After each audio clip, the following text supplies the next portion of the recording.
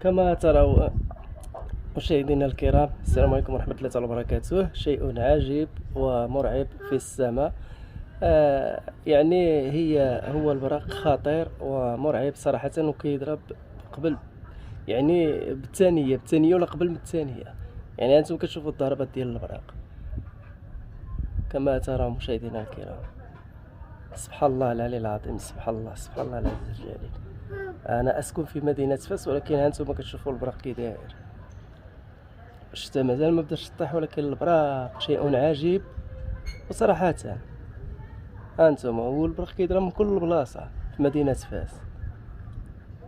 هانتوما كما ترون مشاهدينا الكرام، هانتوما اسكن في مدينة فاس. دابا راه الليل،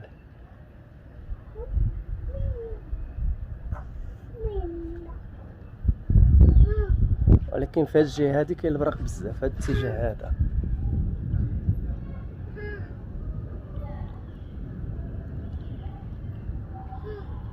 والسحاب قليل، ماشي شي سحاب،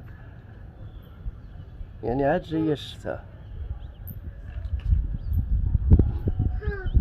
يلا الخوت، السلام عليكم ورحمة الله تعالى وبركاته. تبارك الله عليكم، ونتمناو يحد الله الباس وما يكون حتى شي خطورة، لان بحال هاد البرق هذا راه كيكون خطير بالنسبة، كيكون الشتا خطيرة وغزيرة للغاية.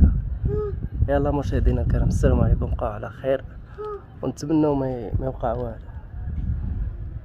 وانتم بالنسبة للجهة هادي كاين فيها البرق، ولكن السحاب قليل، وهنا لا في هاد الجهة هادي.